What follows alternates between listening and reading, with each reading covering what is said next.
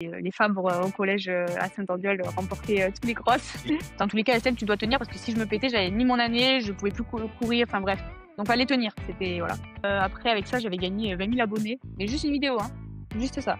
En fait, comme je t'ai dit, quand je pose mon téléphone en séance, je sais que la vidéo, je vais kiffer la faire et je sais que je vais kiffer la poster parce que c'est vraiment moi, c'est vraiment ce que je veux montrer. Tu vois, les trains, les petits trucs comme ça me fait un peu moins de les poster.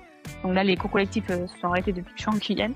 Mais du coup, ouais, j'ai lancé du coup le coaching en ligne et du coup, je développe ça là en ce moment. Mais c'est vraiment le pilon course à pied que j'ai envie de prendre et accompagner dans le renforcement les coureurs. Un premier appel, il est gratuit pour fixer les objectifs, pour voir les besoins de la personne, sur quoi je peux l'accompagner. Et puis ensuite, avec ça, après, on démarre ou pas. Et puis voilà. Là, le fait d'avoir tout changé, ça me permet de prendre un peu de recul et de respirer et de relâcher la pression. Donc j'ai envie de garder un peu, ouais, c'est ça. Donc j'ai un peu envie de garder cette dynamique pour cet été et surtout pour les athlètes de haut niveau, tout ça. C'est filmer, montrer ce que vous faites avec votre caractère et votre comment dire, votre personnalité.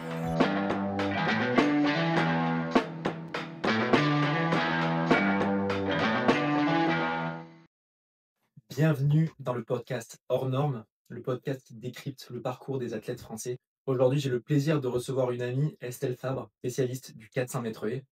Elle porte plusieurs casquettes puisqu'elle est aussi créatrice de contenu. Dans cet épisode, on va explorer un petit peu son parcours. Elle nous partagera son quotidien en Guyane, où elle est désormais installée. Elle nous expliquera comment elle arrive à transformer son amour pour le sport en contenu engageant. On parlera aussi de ses conseils pour vous, auditeurs sportifs, si vous voulez vous lancer dans la création de contenu. Elle nous parlera de ses objectifs sur la piste et ses objectifs professionnellement, puisque Estelle a lancé une toute nouvelle activité dont elle nous parlera dans cet épisode. Je vous souhaite une excellente écoute.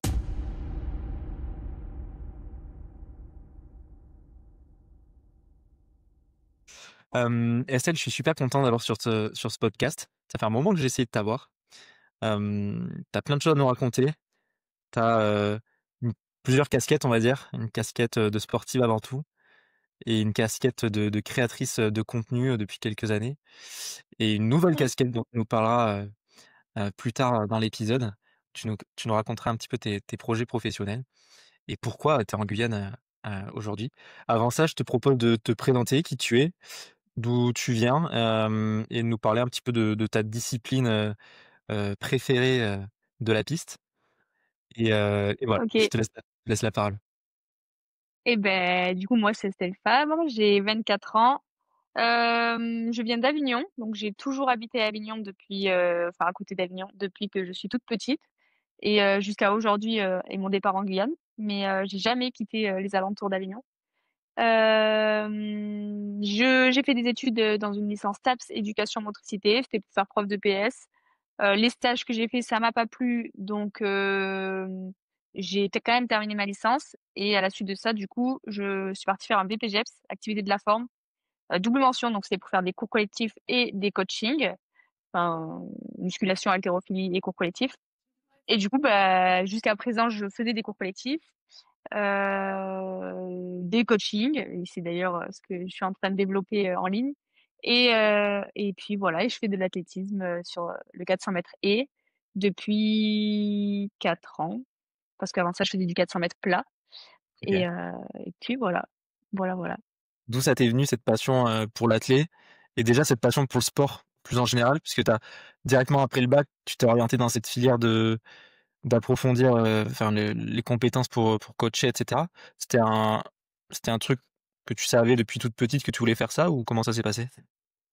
En fait, j'ai toujours adoré le sport. Ma sœur, mon frère et moi, on était très sportifs. Pas forcément mes parents, mais en tout cas, ils nous ont toujours menés dans des activités. On a toujours fait du sport plutôt différent tous, que ce soit mon frère ou ma sœur.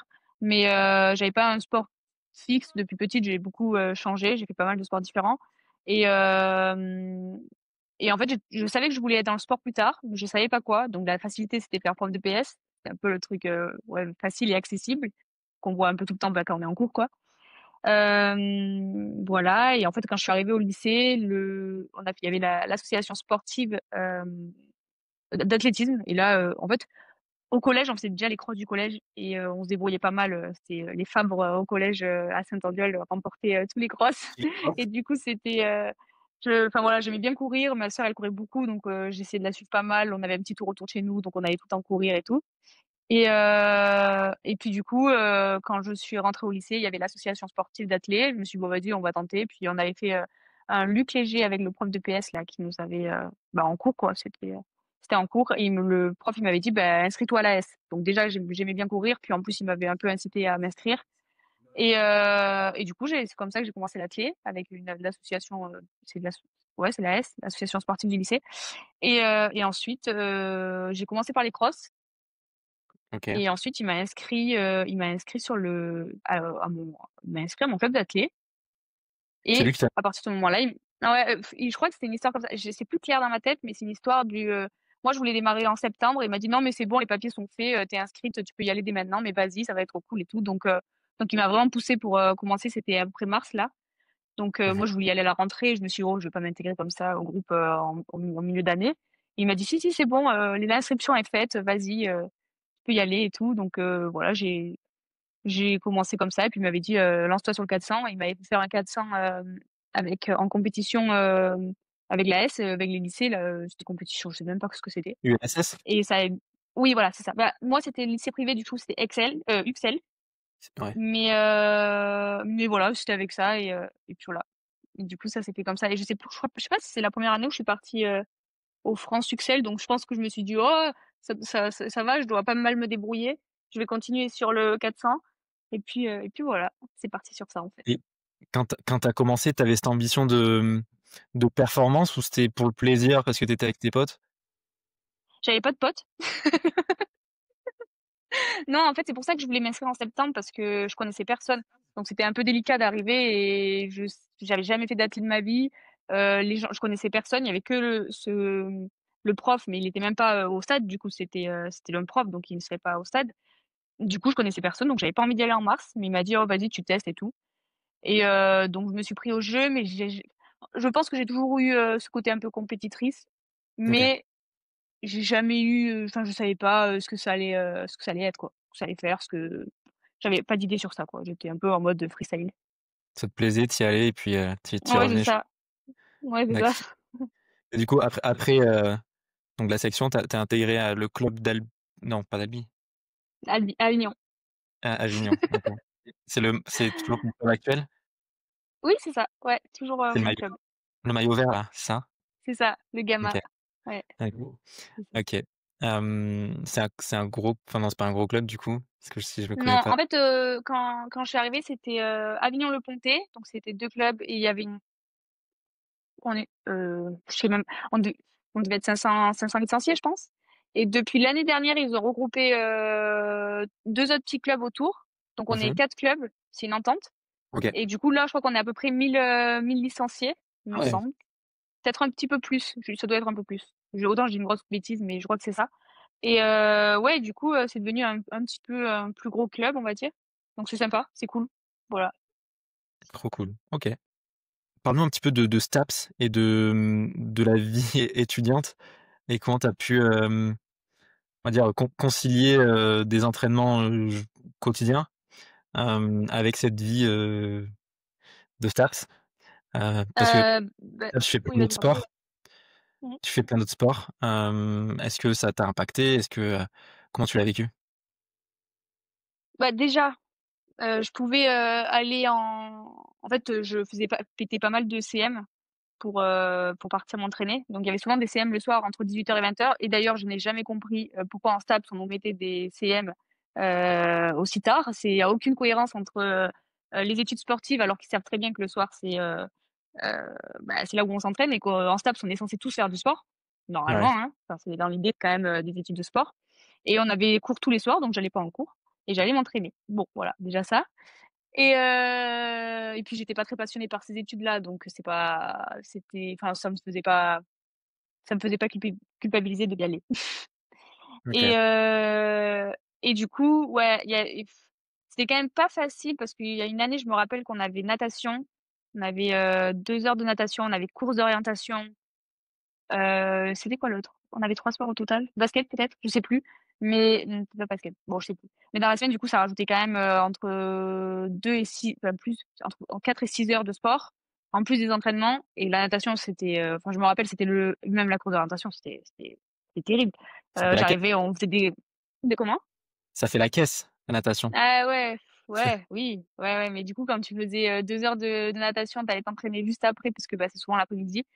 C'était compliqué. Le pire, c'est la course d'orientation, quand tu devais courir et trouver toutes les bornes, je sais pas comment ça s'appelle. Et là, par contre, je courais, hein. Vraiment, si j'avais pas de montre à ce moment-là, mais je pense qu'on faisait bien entre 5 et 10 kilomètres. C'était hyper long. Oh là là. Bref. Et du coup, après, enchaîner avec la tête, c'était pas facile. Mais ça m'a pas trop impacté à ce moment-là. C'est plus l'année du BPGEPS où ça a été très dur parce que du coup, là, le rythme, il était vraiment hard. Parce que après stade, du coup, j'ai fait BPGEPS. Et là, on a enchaîné le mardi, on avait cours collectif toute la journée.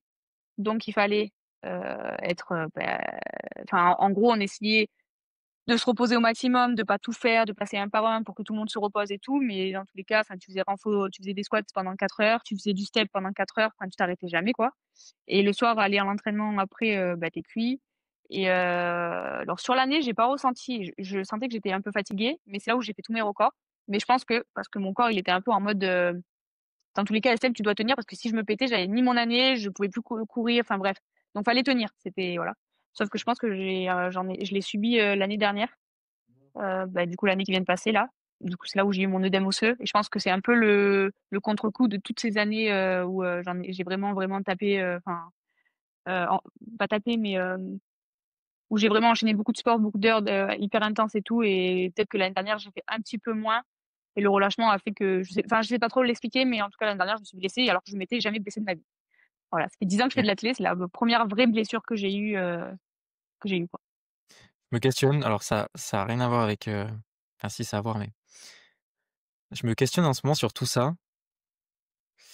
et tu pas obligé de me répondre, franchement, hein, mais j'ai l'impression que des fois, il y a des blessures, surtout osseuses et cetera, qui, heu, qui ont un rapport avec ce qu'on vit en dehors du sport, dans la vie et je te dis ça parce que moi aussi, je me suis blessé cette année et j'ai fait des recherches et cetera et j'ai trouvé des trucs que je t'en parlerai en off, mais des fois, il y a des énergies, enfin, il y a des choses qui se passent dans la vie qui font que tes énergies, elles sont plus alignées au bon endroit, au bon moment et à force de persister, bah, ça craque, en fait, ton corps, il sature Mmh. et franchement, j'ai trouvé des trucs hyper intéressants, mais je t'en parlerai en off. Ouais, ouais. Et voilà, c'est juste des OK. des filons de pensée, mais je trouve ça vachement intéressant et Ouais. Sûrement, oui, oui, sûrement peut-être une accumulation de tout. Il y a peut-être des chocs émotionnels, du stress. Je pense que le stress, ça doit être un gros facteur aussi, et peut-être osseux, tout ça, parce que tu crées de la fatigue. Mais ouais, bon, de toute façon, il doit y avoir plein de facteurs, dans tous les cas, qui c'est rentrent relié. en jeu, quoi. Mmh. Ouais, c'est ça. Mais enfin, ce que je veux dire par là, en abordant ce sujet-là, c'est que pour ceux qui nous écoutent, quand il y a des blessures, faut pas écouter que la partie, physiologique et mécanique. Faut aller chercher un peu plus loin, de savoir pourquoi à ce moment-là, il peut y avoir du surentraînement, il peut y avoir des choses, mais souvent il y a d'autres choses derrière qui sont à creuser et à réparer et voilà, c'est simplement pour Ouais. apprendre un peu plus sur ces blessures-là. Mmh mh. Hem, Estelle, tu es aujourd'hui l'une des créatrices de contenu athlète, avec la plus grosse communauté sur les réseaux sociaux. Enfin, en tout cas, tu fais partie de ceux qui ont la plus grosse communauté. Comment tu as commencé, un petit peu ton parcours, sur les réseaux? Comment est venue cette idée de partager ton quotidien d'athlète? Est-ce que c'était une stratégie, réfléchie ou c'est un peu un accident, un peu plus, naturel? Comment tu as commencé, là-dedans, quoi? En fait, j'ai jamais voulu, en gros, ça a démarré, après confinement où tout le monde était un peu sur TikTok et faisait des vidéos bêtes et à ce moment-là, TikTok, ça fonctionnait vraiment, vraiment bien et du coup, tu mettais une vidéo, un peu poussée, enfin, ou j'en sais rien, un peu, bon, j'en sais rien, mais en tout cas, là, c'était avec un pote, on a fait une vidéo un peu, je sais même plus, je crois que c'était sur la musique, Ne me laisse pas, non, non, ne me laisse pas, je sais pas si tu vois? Avec Bitsa ou je sais Non. plus qui c'était, bon bref. Et c'était mon pote bah, Naofel et il partait en courant, moi je le rattrapais et la musique elle faisait Ne me laisse pas et du coup ça avait fait il avait fait un geste un peu comme ça et ça avait fait, je sais plus combien de millions de vues et Sur TikTok? en mode ouais, en mode, il frappe sa femme, enfin je sais pas quoi, alors que c'était, mon meilleur pote, enfin bref, bon ça on s'en fout, de toute façon c'est l'interprétation des gens, il y a pas de problème Ouais. et heu et en gros, après avec ça j'avais gagné, 20 000 abonnés, mais juste une vidéo, hein, juste ça. Et parce qu'à ce moment-là, les gens s'abonnaient beaucoup sur TikTok, c'était vraiment, la hype de TikTok, quoi. Vraiment, c'était le moment où ça marchait vraiment, vraiment bien et à la suite de ça, j'ai commencé en rigolant à faire des vidéos sur, Staps et il y avait pas tant de monde que ça sur, qui parlait de Staps, en fait et donc je faisais un peu comme avec l'athlé où je montrais un peu quand on court, la cou les courses d'orientation, le basket, enfin, je me rappelle plus trop, mais je postais pas mal de trucs sur Staps et ça OK. fonctionne super bien. Donc pareil, j'avais pris, je pense que j'étais à 50 000 abonnés à peu près. Sauf qu'au bout d'un moment, bah, mes études de STAPS, se sont arrêtées et là, je me suis dit: «Bah, qu'est-ce que» enfin, tu as 50 000 abonnés. Bon, j'étais pas trop un peu enfin, vraiment, je m'en foutais un peu, tu vois? Mais je me suis dit: «Bon, tu as quand même, une toute petite communauté, tout ce que tu fais dans ta vie, c'est de l'athlé, donc vas-y, bah, on va mettre des vidéos d'athlé» avec, c'était avec Noé, heu, Noé Gache, qui pareil athlète, qui je lui dis: «Vas-y, viens, on fait des vidéos drôles». Et du coup, on s'est mis à faire, enfin des trains, des trucs comme ça vite fait. Pareil, ça a pris et là, quand j'ai commencé, à montrer mes vidéos, enfin mes séances plutôt pardon, des grosses séances là où je cours, où je meurs, oui, je pense que c'est comme Oui. ça que les gens me voient où je vomis et ben là, ça a pris direct, mais vraiment, c'était abusé. Toutes les vidéos que je postais, sur TikTok, elles faisaient pratiquement 1 million et toutes les semaines, enfin c'était abusé et je pense que ça a fonctionné à ce moment-là parce qu'il y avait vraiment personne sur les réseaux, en tout cas sur TikTok, qui Ouais, montrait justement. l'athlé et qui montrait le sprint et il y avait pas autant d'interactions, je pense, on voit beaucoup de personnes courir avec quelqu'un qui les suit à vélo, tu vois? C'est des vidéos qu'on connaît, mais Ouais. rentrer vraiment dans une séance comme je le montrais ou quand je le faisais, je m'en rendais pas compte, hein, mais c'est maintenant et c'est après réflexion, je me dis: «Pourquoi ça a fonctionné comme ça et tout?» Je pense que c'est parce que aussi, ouais, parce qu'il y avait pas en fait, il y avait personne qui faisait ça et donc voilà Ouais, c'est un peu les et du coup coulisses, après il je y a plus d'authenticité ouais. que simplement, un mec sur un vélo et avec un gars qui court, quoi. Mmh, je pense. Mmh. Après, voilà, il y a Marsha quand même qui, je sais pas si tu vois qui c'est? Ouais, très bien. Heu et ben elle, en gros, il y a beaucoup de vidéos comme ça, tu vois? Des belles filles qui courent avec une belle foulée et tout, avec une musique. Mais je pense que bon, maintenant peut-être un peu plus, mais avant, il y avait personne qui montrait ces séances et qui se mettait dans des états pas possibles et qui filmait ça, tu vois? Peut-être que je me trompe, mais en tout cas, à ce moment-là, j'ai pas l'impression qu'il y en avait beaucoup. D'accord. Donc je pense que c'est comme ça que j'ai sorti mon épingle du jeu, mais c'était pas réfléchi, quoi. J'ai pas C'était pas stratégique, c'était pas il y avait pas c'était ouais, c'était pas réfléchi. Ouais, c'était pas volontaire. Mais du coup, tu Non. continues dans cette voie un petit peu, aujourd'hui après cette réflexion-là de créer ce genre de contenu authentique avec, ta Ouais. personnalité, tes parents, c'est Mmh. ouais, Ouais, OK. en fait, c'est les vidéos que je préfère. C'est vraiment ce que je veux montrer. En fait, en réfléchissant à pourquoi ça a marché, je me suis rendu compte que du coup, je montrais, un côté de l'athlé que même aujourd'hui, je pense pas qu'il y ait beaucoup de monde qui le montre. Mmh. Même si un peu plus quand même, hein, il y a beaucoup plus.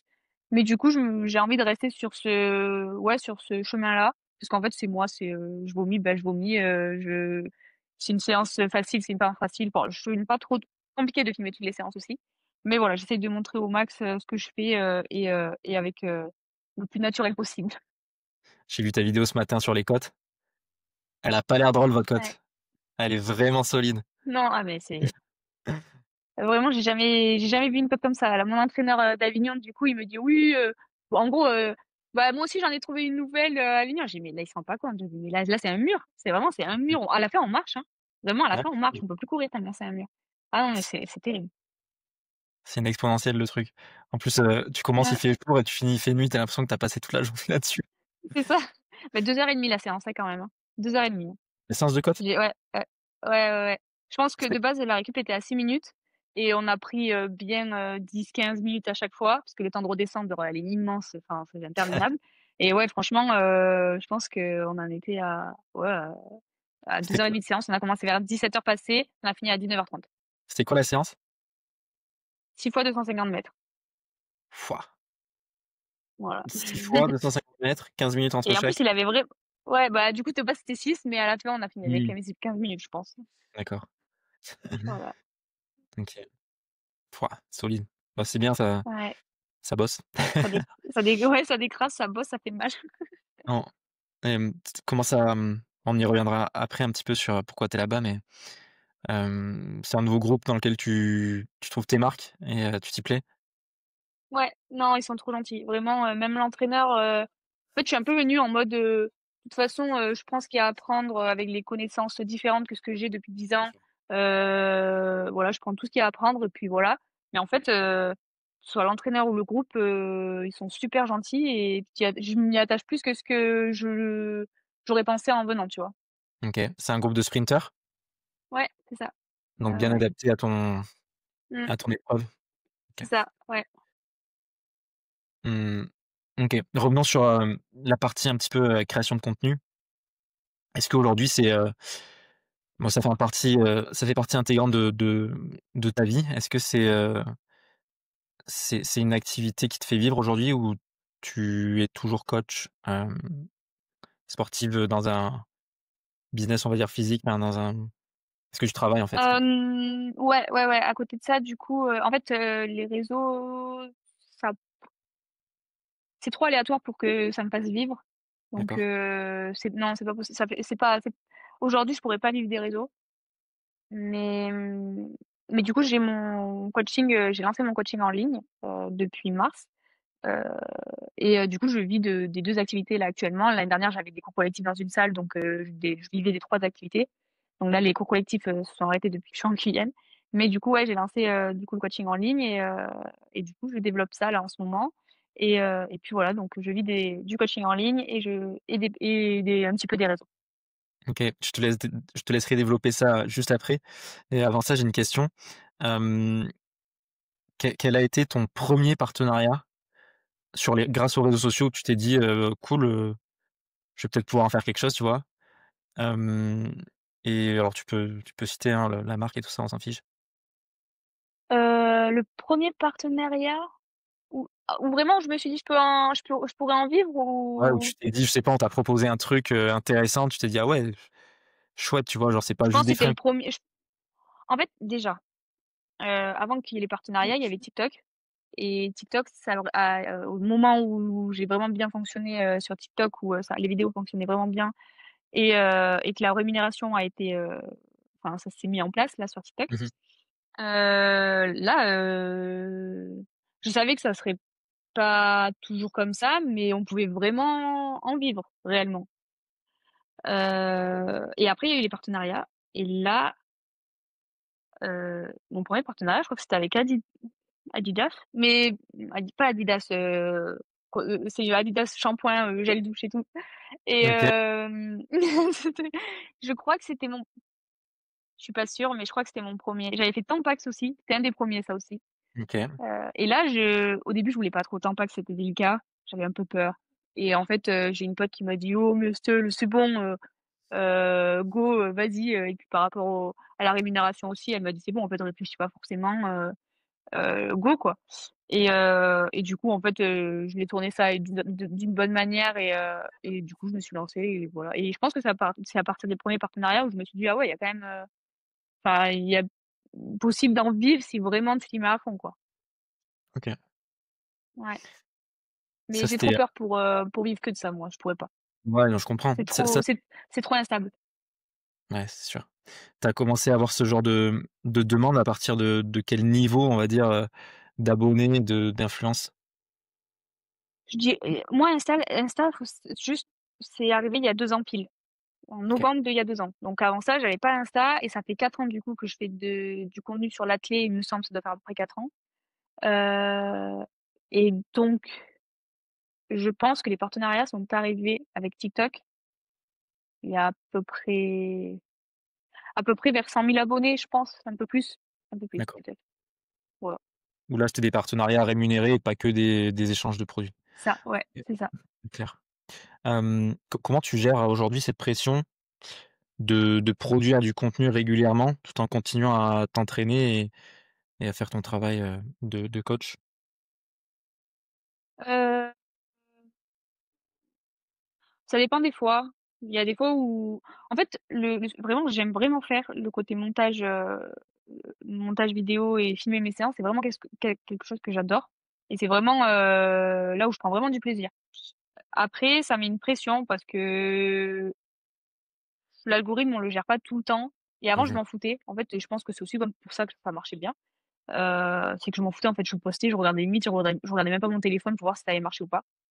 Maintenant, comme c'est quand même un peu plus sérieux et que ça fait partie de mon activité, c'est quand même plus, comment dire, je fais plus attention aux stats,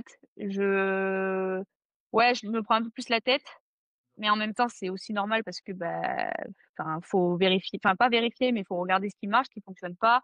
Enfin, voilà, pour pouvoir, bah, continuer et faire évoluer les comptes et tout ça, quoi.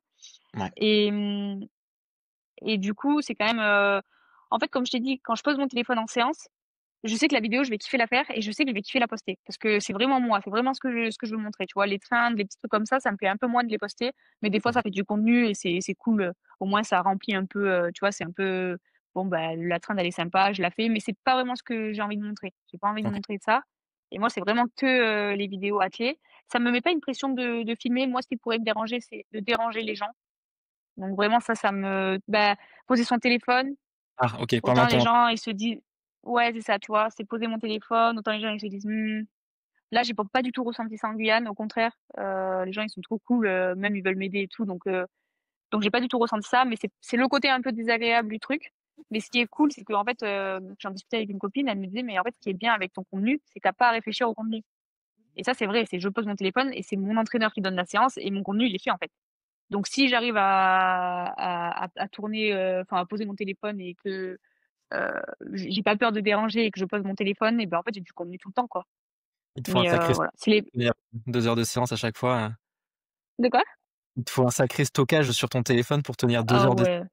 tous les jours. Ben alors après, je sais qu'il faut couper pendant la récup de 6 minutes, je vais pas laisser tourner mon téléphone, tu vois. Ouais. C'est stratégique là.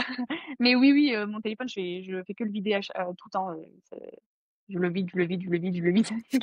Ouais, faudrait que j'achète le dernier avec 2 Tera pour que ce soit nickel. Grave. Ok. Mais ouais, Hum, voilà, c'est une, voilà, en fait, mon contenu, j'adore, mais ça peut prendre la tête quand ça marche pas comme tu veux. C'est un peu, mais ça, c'est l'algorithme et on peut pas y faire grand-chose. Je ouais. pense qu'il n'y a pas que le contenu qu'on produit, c'est aussi beaucoup l'algorithme qui peut jouer sur les vidéos, sur tes stats, tout ça. Ouais, il y a des Sur ta mise périodes. en avant, c'est ça. T'as des mises en avant où des fois il y a un site qui va te pousser, il va te mettre en avant comme TikTok, et t'as des moments où tu vas faire exactement la même vidéo, mais autant je suis sûre que tu postes les deux mêmes vidéos à un certain moment différent. Il y en a une qui fait 1 million, l'autre qui fait 50 000. Hein. Mais ouais, je pense que c'est aussi l'algorithme qui joue pas mal. Et ça tu peux pas le contrôler, donc c'est ça qui peut être un peu pénible. Ok. Intéressant à savoir. Bien. Ben, parle-nous un petit peu de ta nouvelle activité alors de coaching. Comment t'en es venu à faire ça et comment tu procèdes? Alors de base, j'étais vraiment sur les cours collectifs. Les cours collectifs, ça me plaisait vraiment beaucoup. Je savais que j'avais l'option puisque j'avais mon diplôme de STAD déjà et en plus de BPJET pour faire coach sportive. Mais je sais pas si j'avais pas assez confiance en moi ou je sais pas, ou j'avais peur de me lancer. Mais, euh, mais j'étais vraiment sur les cours collectifs, donc je faisais que me dire je continue les cours collectifs, je continue les cours collectifs. Sauf que c'est arrivé, bah, déjà là je me suis blessée l'année dernière. C'est fatigant les cours collectifs, c'est cool, c'est amusant, mais c'est très fatigant. Et je savais que je pouvais pas tenir ça pendant 10 ans, quoi. Donc, j'ai réfléchi un petit peu à une autre façon d'activité, enfin une autre activité en fait. Et on m'a soufflé plusieurs fois à l'oreille que si je lançais mon coaching en ligne, ça pourrait marcher par rapport au réseau que j'ai. Mhm. Donc, j'étais un peu en mode ouais, j'ai pas trop envie, je sais pas trop. Et en fait, un jour, je sais pas pourquoi, j'ai eu un déclic. Je me suis dit, bah, en fait, si, go, enfin, j'ai envie, allez, c'est parti. Et du coup, j'ai lancé. J'ai eu des retours, donc je me suis dit, ah, ok, en fait, ça peut vraiment marcher. Et en fait, c'est à partir de là que j'ai commencé à coacher. Et en fait, au début, je coachais un peu tout le monde, et c'est toujours le cas. Je coach un peu tout le monde dans le sens où prise de masse, perte de poids, tout ça. Mais c'est vraiment en train de prendre un filon sur la course à pied, vu que je pense aussi que bah, forcément, j'ai mon compte athlé qui aide à relier les deux comptes, Mhm.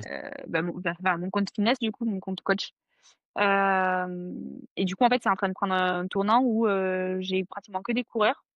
Et en fait, j'ai envie d'aller vers ça parce que je trouve que c'est hyper intéressant.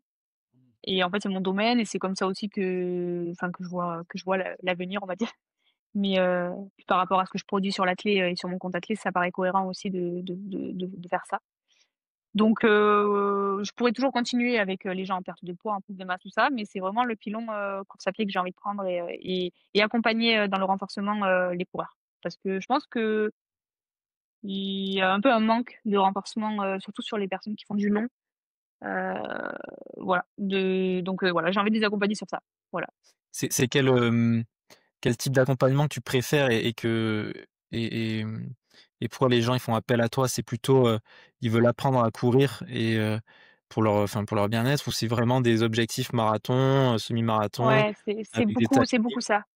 OK, C'est beaucoup du trail, marathon, semi-marathon, beaucoup de marathons, semi-marathon et se renforcer pour éviter tout ce qui est blessure, être plus puissant, meilleure sensation sur les longues distances. J'ai beaucoup de longues distances. J'ai quelques sprinteurs, c'est rigolo. J'aurais jamais pensé coacher des sprinteurs. Euh, mais ouais, voilà, j'en ai eu deux, trois. Et par contre, la plupart, c'est que du long. Ils préparent le marathon, semi-marathon, du trail. Voilà. Et je pense que c'est ce que je préfère. Là, il y a un garçon que je suis qui fait du 5-10 kilomètres. Bon, après, il est chaud aussi. Mais c'est trop cool. C'est vraiment trop cool de le suivre. Puis il fait beaucoup de retours aussi, donc ça, c'est intéressant d'avoir des gens qui mmh, font des retours. ouais, Les temps qui descendent. Enfin, après, c'est pas que moi. Hein. Moi, je suis juste sur l'aspect renforcement. Mais, euh, mais non, c'est trop cool. Apparemment, tout le monde lui dit, ah, physiquement, t'as évolué et tout. Enfin, les retours, c'est cool. Et c'est ça qui est un peu stimulant et qui continue, qui me donne envie de continuer, quoi. ah, c'est chouette. Du coup, c'est plutôt Mm. les gens qui font du long, c'est plutôt des gens, je vais dire âgés, Ouais. mais 30 ans passés ou c'est plutôt des jeunes? Je dirais entre 20 et j'ai déjà eu quelqu'un de 52 ans, même OK, encore en fait. Mais c'est une moyenne de 30 ans. Ouais, 30 ans, je dirais. Moyenne de 30 ans. Voilà. OK. Waouh, c'est chouette. C'est chouette, c'est chouette. Hem, comment on peut faire appel à tes services, à ton expertise et ouais, comment on peut faire appel à tout ça? Ben, en fait, j'ai un compte Insta, c'est estelle.fitness et il y a mon Linktree dedans et du coup après tu peux prendre rendez-vous, tu peux remplir un formulaire, il y a tout qui est expliqué et du coup voilà, après tu peux aussi me contacter en DM, heu, voilà, Et c'est donc comme c'est toi ça. c'est toi, qui prends directement, contact après avec les personnes, qui te contactent et tu C'est vois ça. si tu peux les Ouais, accompagner en fonction de leur objectif, c'est ça? c'est ça, exactement. On se fait un premier appel, bon, il est gratuit pour fixer les objectifs, pour voir les besoins de la personne, euh, sur quoi je peux l'accompagner. Et puis ensuite, avec ça, après, on démarre ou pas. Et puis voilà. OK, OK, hyper intéressant. Je mettrai, tous les liens, tu m'enverras tout, je les mettrai, dans la Ok, description ça pour les marche. gens s'ils veulent Yes, faire appel à ton expertise qui n'hésitent pas. ça Hem, marche. tu arrives à gérer toute seule, parce que là, aujourd'hui, par exemple, tu as combien de personnes que tu accompagnes? Une trentaine. OK. Donc tu fais pour ces Voilà. 30 personnes des plans, individualisés C'est en ça. fonction de leur objectif? Ouais, en gros, c'est ça. Je suis. On va dire 30 personnes. Au quotidien, en fait, ils ont accès à mon numéro de téléphone WhatsApp. Du coup, ils me contactent quand ils veulent, s'ils ont des besoins, s'ils ont besoin de modifier des exercices. Et en fait, moi, je leur envoie un programme au début du mois, mais c'est pas parce que je leur envoie un programme qu'il est fixe, en fait, qu'il peut bouger.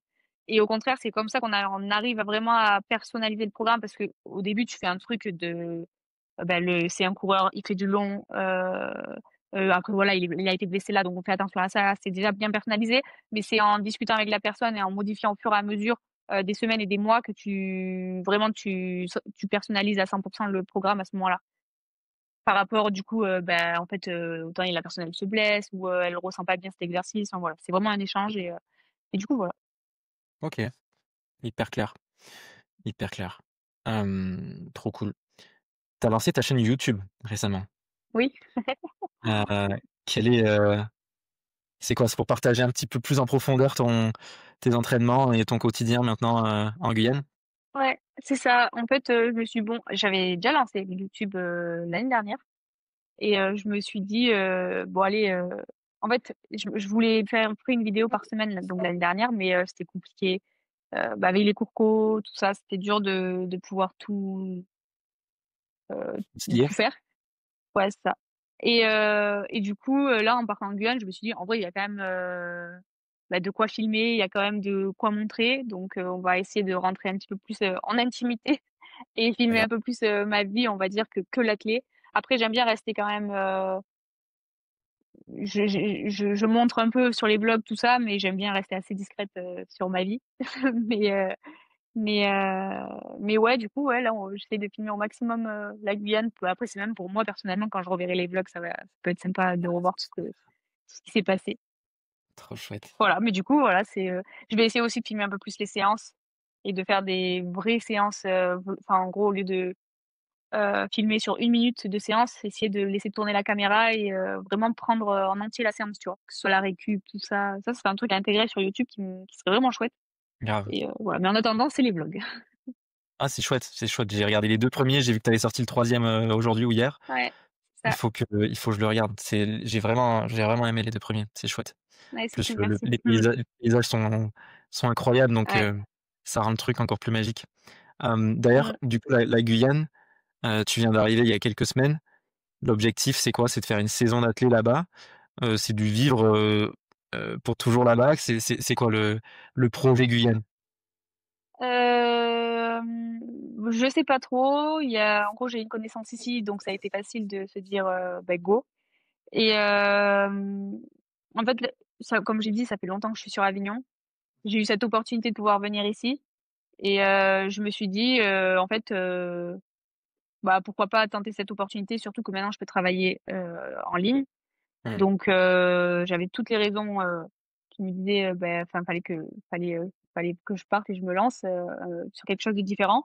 Et je sais pas combien de temps je vais y rester. Je sais pas si je rentre à Noël, je sais pas si je continue. En fait, ça va un peu dépendre. Pour moi, ça serait de faire une saison, la saison hivernale ici et après de rentrer quand même. J'ai bien envie de retrouver, mon entraîneur sur la saison en France, sur la saison estivale, et au moins ça m'aura fait une expérience, ici. Mais voilà, je sais pas exactement. En gros, on va faire une moyenne que je rentre vers, janvier, mais je sais pas exactement quand. Mmh. OK. En gros, maximum février, peut-être faire quelques compétitions en France, je sais pas. Je J'ai pas encore, décidé. Voilà.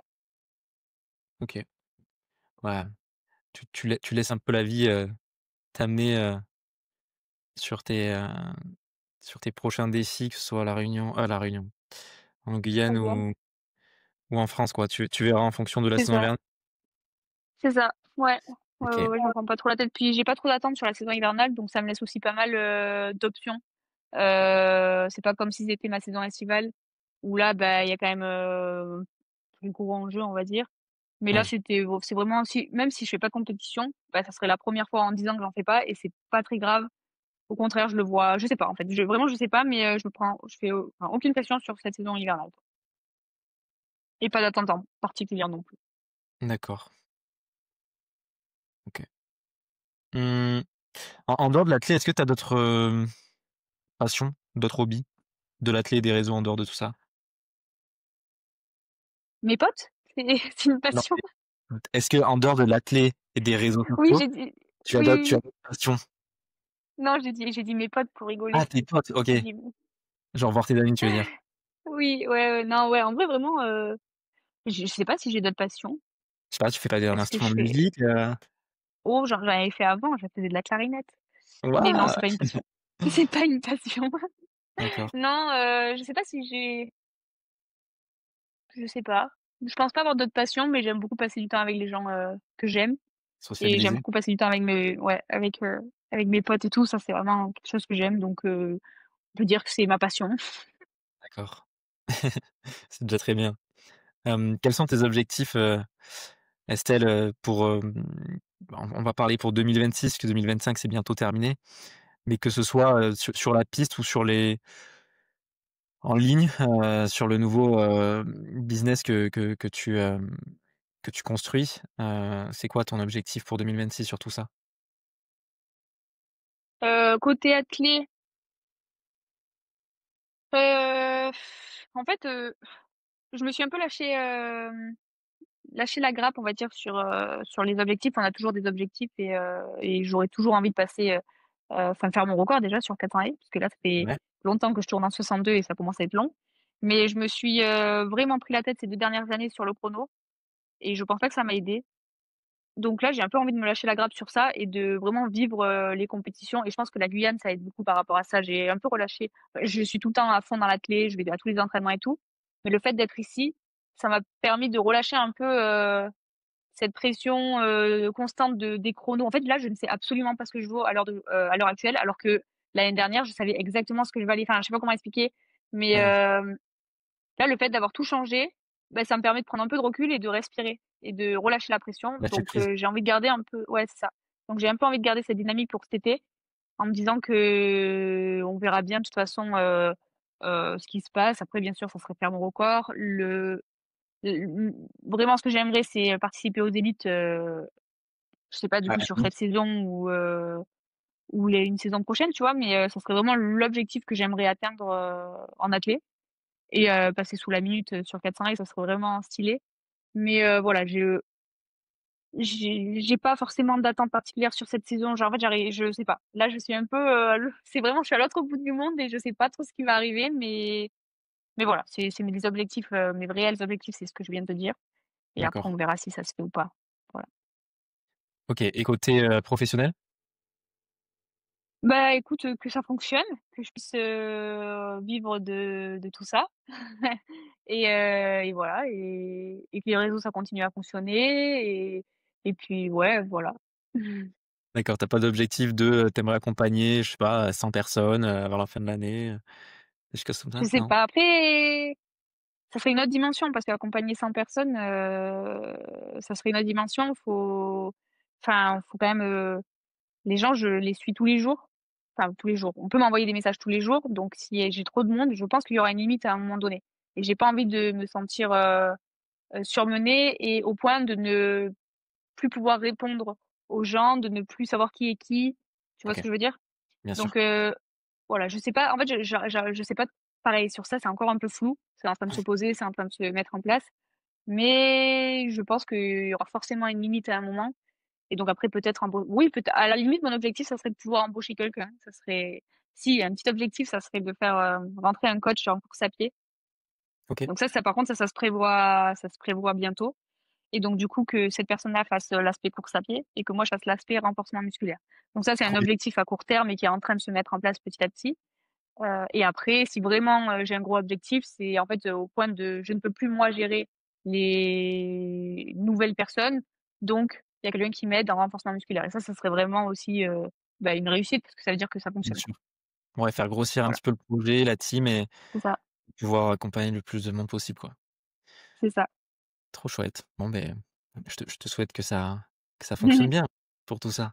Merci. Hem, en une phrase, Estelle, que représente l'athlétisme pour toi? L'année dernière, j'aurais répondu tout. Cette année, plaisir, OK. On sent pas une vraiment que phrase, vraiment. tu as lâché prise et que tu retrouves de la passion et du plaisir, du jeu dans cette Ouais, nouvelle du dans jeu, ce nouvel c'est vraiment environnement. ça.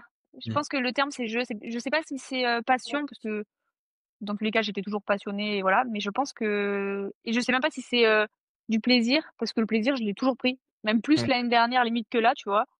Enfin je prends toujours du plaisir mais, l'année dernière je regardais jamais l'heure, quand j'étais à l'athlé, c'était vraiment, j'étais trop bien, enfin le plaisir il a toujours été là, mais j'avais perdu un petit peu comme tu je pense que c'est ça, un petit peu le jeu et là je joue et c'est drôle. Là tu c'est te l'es sympa, jamais vraiment c'est cool.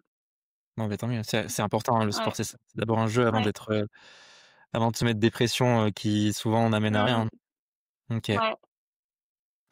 On va bientôt arriver à la fin de l'épisode. J'ai encore quelques questions, notamment une sur les réseaux sociaux en tant que tels, où ça peut être un lieu où on peut recevoir des critiques constructives, mais aussi négatives. En plus, je pense, tu me dis si je me trompe, mais que en étant une femme, on reçoit encore plus de critiques.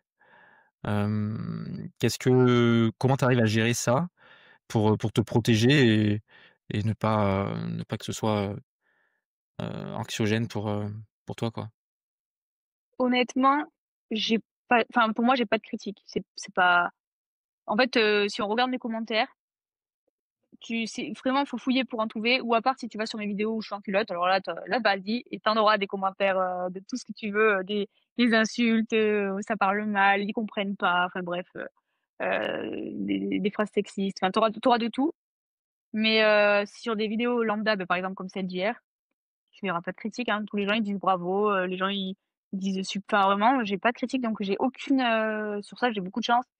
Et puis je pense aussi, ce qui aide, c'est que en soi, je montre que de l'athlé, je montre pas trop ma vie, donc il y a pas grand chose peut être critiquable. Je dis pas grand chose non plus, à part encore une course, tu vois ce que je veux dire. Je prends pas position sur des parties, enfin, je pense que tu as compris ce que je voulais dire. Bien sûr. Je parle pas beaucoup en fait à la caméra, je monte mes séances et c'est tout. Donc ça peut être critiqué en soi, hein. On peut me dire t'es lente ou tu cours mal, enfin j'en sais rien. Mais ça arrive pas forcément. Et au pire, c'est un commentaire sur 100. Donc, enfin 100, à peu près quoi. Et donc, honnêtement, j'ai jamais eu du mal avec n'importe quelle critique, même s'il y a quelqu'un qui me critique, honnêtement, ça me fait rire, je like et basta quoi. Vraiment, C'est bien. parce que s'il y avait que non, mais c'est parce qu'il y en a pas beaucoup. Vraiment, s'il y avait que ça, sur mes 40 commentaires, il y en avait 39 de critiques, oui, et là, ça me toucherait. Là, sur 40 commentaires, s'il y a une critique, déjà, c'est OK. beaucoup. Donc non, OK. sur ça, j'ai de la chance. Et puis les vidéos où je suis en culotte et que les gens ils disent, enfin ils insultent et tout, honnêtement, c'est pour moi, enfin ils connaissent rien à l'athlète, donc je m'en Oui, tape. Et puis les gens prennent ma défense, donc j'ai pas besoin de le faire et je suis couverte par les gens qui regardent la vidéo. les gens, ils aiment bien Donc voilà. critiquer, en France, hein. Dès Ouais, qu'ils sur les réseaux, ça parle et en face, il y a plus rien, quoi. c'est ça. C'est ça. Bon, bah, c'est bien, de toute façon, ouais, il faut se détacher de tout ça, tu Oui. raison. Hem, Mmh. bah, justement, quel conseil tu donnerais à quelqu'un, un sportif? Parce que toi, ça t'a aidé. Tu pas championne olympique, mais tu arrives à, via tes réseaux et ta passion, à partager des choses et à construire des choses pour toi-même et avoir des quelques rémunérations et cetera qui peuvent t'aider à continuer à t'entraîner. Heu, pour tout athlète qui peut nous écouter et qui hésite à se lancer et cetera, quel conseil tu pourrais, donner? Bah, honnêtement, lancez-vous. Enfin, pour moi, toute personne peut réussir sur les réseaux. Faut juste se donner le temps et ça prend du temps, hein. C'est pas les vidéos, ben, la vidéo par exemple des quads, j'ai mis 2 heures ce matin à la monter. En soi, ça paraît court, mais quand tu as un boulot à côté ou quoi, c'est sûr que c'est long. Mais si tu veux essayer de vivre un petit peu de ta passion et surtout pour les athlètes de haut niveau, tout ça, ben c'est filmer, montrer ce que vous faites, avec votre caractère et votre, comment dire? Votre personnalité. Mais en vrai, c'est se lancer et puis dans tous les cas, vous perdrez rien et je pense pas que ce soit très critiquable, de montrer son sport. Enfin honnêtement, même toi, tu montres un petit peu, ce que tu fais, Pierre, et tu reçois beaucoup de critiques. Non. Non, Voilà. non, bien sûr que non, mais après je sais, je me doute que des fois ça parle parce que j'hésite pas Mmh. à partager mes objectifs et je suis quelqu'un qui rêve assez grand, mais je me donne Mmh. toujours les moyens d'y arriver, donc je crois fortement en ce que je dis, mais je sais très bien qu'il y a des gens qui sont un peu fermés et qui se disent: «Pour OK. qui celui-là?» tu vois? Mais Ouais. souvent les gens ils osent pas, ils osent pas. Mmh, mmh mh. Moi, je pense que ce qui est critiquable sur moi, c'est que les gens pensent que j'ai un niveau de fou et Mmh mh. en fait, quand ils regardent ma fiche FFA, il y a le pistard, en confirme, il y a beaucoup de clics sur SFA. Je pense que les gens sont en mode: «Ah». Ouais. Et ça, mais ils le disent pas, donc je le vois pas, mais je sais que c'est sûr et certain que, bah, ils doivent parler entre eux en disant: «Bah, en fait, elle a un niveau, Oui. éclataxe». Bah, après tu te Mais sur la perf. Toi tu partages ton quotidien d'athlète, oui, c'est ça, ouais, c'est ça. OK. Et puis, en fait, c'est pas comme si, enfin, je montre aussi mes perfs, ce que je fais, mes chronos, tout ça, je le dis aussi. Il y a pas de enfin, j'ai pas de honte à montrer quoi que ce soit. En fait, je m'en fous. Ouais. Je suis enfin, je suis, comme je suis et puis, Oui. je peux faire ce que je peux et voilà, quoi. Le but, c'est de m'améliorer et si ça marche, ça marche pas, tant pis. OK. OK. Mais ouais, voilà. Lancez-vous. Clairement, c'est ça, c'est le mot, à dire. Je sais pas si tu as écouté mes épisodes précédents, Mais à la fin, j'ai quelques questions, où il faut que tu répondes rapidement pour pas trop que tu réfléchisses et que ça vienne un peu naturellement. OK. La première, c'est est-ce que tu as un livre ou un film qui t'inspire? Tu pas prête. Oh. Alors en tous mes potes, ils pourront te dire, je regarde pas de films, je suis trop nulle en film. Je regarde enfin, je connais rien, je suis en enfin même au livre, je suis nulle. Non, je suis trop nulle. Je connais que Harry Potter. Je suis désolée. Bon, pas de film, alors une musique, Ouais. Ah ouais, non, je sais pas. non, J'ai rien. pas de là, je ouais, là, je j'ai pas de Balance un film, on s'en fiche. Vas-y. Harry Potter. bah, Harry Potter alors? On va prendre Oh non. Non, je sais pas, vraiment, je sais pas. OK, bon, on va changer un petit peu la question. Est-ce que tu es un athlète ou un créateur de contenu que tu admires? Athlète, quand même cinéma-copine. OK, Ça j'admire pas forcément, mais c'est quand même, elle est costaud, quoi. Voilà. C'est pas très original, je pense, mais en même temps, je crois pas qu'on me je l'ait dit. j'adore. Ouais, c'est une belle Ah ouais? athlète. Ouais, et en dehors de OK. l'athlé, est-ce que tu connais un petit peu les autres sports? Ouais, ça Est-ce dépend qu'il y quoi, a mais est-ce que mmh, dans la tête, tu as un sportif en tête qui t'inspire? mouais, je sais pas trop. Mmh, non. Non? Waouh, la culture d'Estelle. Non, je sais pas trop. Je sais pas, un Raphaël Nadal, un Teddy Riner, Ouais, si, Teddy Riner. Victor Si, Hugo? si. En plus, Ouais? j'aime bien sa personnalité. Ouais, Teddy Riner. En fait, c'est ça, faudrait que tu me décides parce que mais non, Teddy Riner, j'aime bien sa personnalité. Heu, ouais, voilà, Teddy Riner, c'est bien, c'est pas mal, Teddy Riner. Ouais, c'est pas mal. Il a des bons titres en plus, c'est pas Ouais, mal. c'est clair. C'est clair, ça a l'air d'être un bon mec, ouais. OK. Hem, est-ce que tu peux me donner une suggestion, d'invité pour le prochain épisode?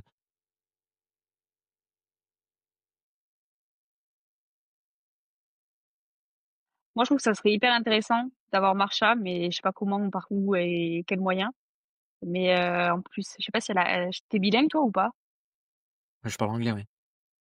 Ouais, OK, bah oui, c'est logique, je suis bête. Enfin, hem, ouais, en vrai, je trouve que ça serait intéressant parce qu'elle, pour le coup, c'est monstrueux ce qu'elle a fait sur les réseaux Mmh, c'est vrai. et je trouve que ça serait intéressant de la voir en juste, parce qu'en fait, on sait pas comment moi, honnêtement, je suis assez curieuse de savoir de comment elle a pas fait enfin, je suis un peu curieuse, du coup, je regarde son contenu et je vois pas énormément de collaborations à part si je les vois pas passer. Là, ces derniers temps, j'en ai vu un peu plus, mais ça fait quand même, 1 an, 2 ans, 3 ans qu'elle, enfin même plus qu'elle est sur les réseaux. Donc, je me demande comment elle est rémunérée, qu'est-ce qu'elle fait dans sa vie, tout ça. Moi, j'aimerais bien savoir. Voilà. Ouais, grave, c'est intéressant. C'est vrai qu'il y a cette curiosité parce qu'on voit pas tout d'elle. Ouais. Non, elle, On voit pas et tu vois? Et c'est ce qu'on m'a souvent dit, à Miramas. En gros, quand, c'est les compétitions hivernales, les gens m'ont souvent dit que j'étais assez accessible et je pense que c'est parce que, bah, je parle enfin, du coup, sur mes séances, je parle ou je mets mes potes en même temps sur les séances, c'est assez dynamique mmh. et elle était en même temps, elle était sur les mêmes compétitions que nous et personne n'allait lui parler et je pense qu'elle est pas accessible, pas parce que mais c'est juste qu'elle est déjà, elle est dans son truc et puis elle Mmh. est grande, elle est élancée, je sais pas, il doit y avoir une sorte de d'aura, de quelque chose qui font qu'on n'ose pas trop l'approcher. Moi, je suis un peu petite, un peu tu vois? Et du coup, les c'est vrai que les enfin après, autant je me trompe, hein, il y a sûrement des gens qui sont allés la voir, mais moins accessible, je pense et ça, on me l'a déjà dit qu'elle et du coup, ça serait hyper intéressant de savoir parce qu'en fait, on sait pas. À part les gens qui s'entraînent avec elle, du coup, à Nice, mais c'est vrai que, on sait pas trop, voilà. Ah, c'est Moi, une ça belle mec. Tu m'intéresserait. tu la connais? Mmh. Je l'ai vue en compétition, mais on se connaît pas personnellement, OK. on se connaît pas personnellement.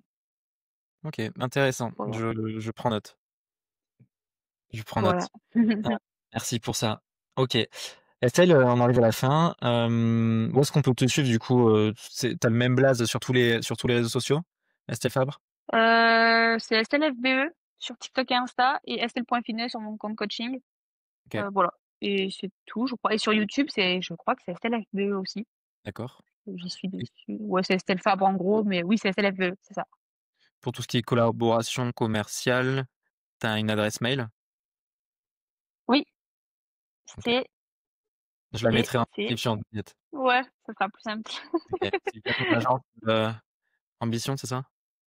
De quoi? Ouais, c'est, en fait, c'est je l'ai là sous les yeux, c'est estelfabre@ambition.co, CO à la OK, fin. Mais c'est l'agence, en fait, c'est l'agence qui gère ça, ouais. d'accord. OK, good. Bon, ben, merci pour ça. Je mettrai tout en description de toute façon et puis, tu es assez accessible donc, les gens qui veulent, te poser des questions ou, se faire accompagner par toi, n'hésitez surtout pas à contacter Estelle. Il y aura tous les contacts en description. Je te remercie C'est ça. Estelle pour cet échange, inspirant et constructif. C'était vraiment intéressant Bah, et merci à toi.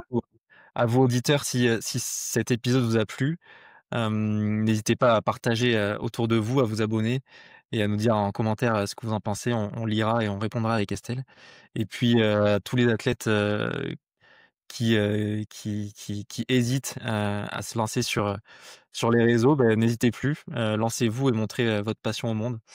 Hem et voilà, hein, comme a dit Estelle, il faut se lancer, tester et puis vous verrez bien. Mmh. Donc, que dire d'autre? Beh, je pense que c'est tout et Estelle, encore merci et puis, voilà. Bah, merci à toi. Ouais, bah, et ciao, ciao, merci et merci tout le monde et puis voilà. À plus tard Estelle. Ciao. Ciao, ciao.